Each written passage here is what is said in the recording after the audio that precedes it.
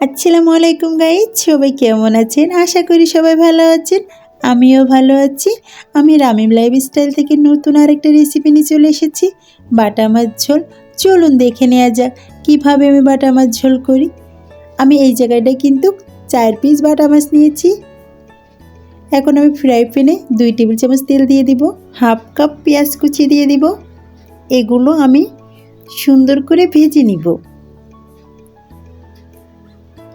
লাল লাল করে ভাজা হয়ে গেলে আমি মশলাগুলো এক এক করে দিয়ে দিব।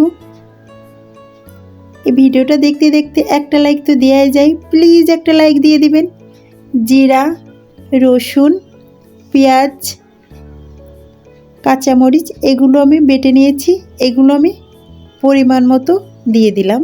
এগুলো আমি একটু নেড়ে চেড়ে হাফ চা চামচ শুকনা মরিচের গুঁড়ি দিয়ে দিব,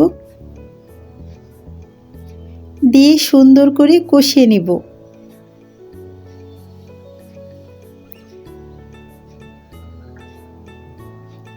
আমার ভিডিওটা ভালো লাগলে প্লিজ কমেন্ট করে বলবেন, লাইক করতে ভুলবেন না। যারা সাবস্ক্রাইব করেন নাই প্লিজ সাবস্ক্রাইব করে দিবেন। মশলাটা কিন্তু কষানো গেলে তেল ছেড়ে দিবে, তখন আমি হাফ কাপ পানি দিয়ে দিব। এই দেখুন মশলাটার তেল ছেড়ে দিয়েছে, এখন আমি হাফ কাপ পানি দিয়ে দিলাম। পানিটা দিয়ে একটু নেড়ে চেড়ে হাফ চা চামচ হলুদ দিয়ে দিলাম, হাফ চা চামচের একটু বেশি লবণ দিয়ে দিলাম। এখন আমি এটা কষিয়ে নিব। যখন কষানো হয়ে যাবে তখন কিন্তু তেল ছেড়ে দেবে, তখনই আমি মাছ দিয়ে দিব।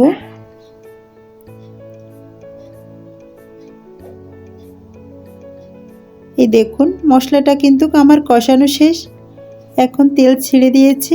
এখন আমি মাছটা দিয়ে দিব।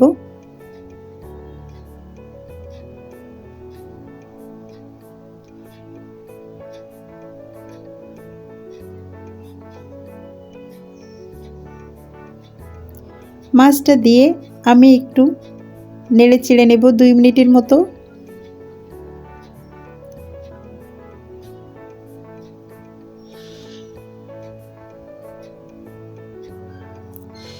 এভাবে মাছ ঝোল করলে কিন্তু অল্প একটু ঝোলেই কিন্তু 1 প্লেট ভাত খাওয়া হয়ে যাবে।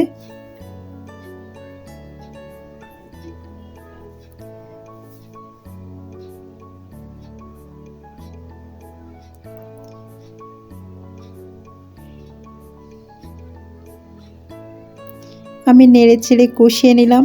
এখন আমি পরিমাণ মতো পানি দিয়ে দিব, কেন যেহেতু মাছ ঝোল সেহেতু একটু পানিটা একটু বেশি দিতে হয়, কেন ঝোল ঝোল রাখতে হবে, এই জন্য একটু পানি বেশি দিলাম।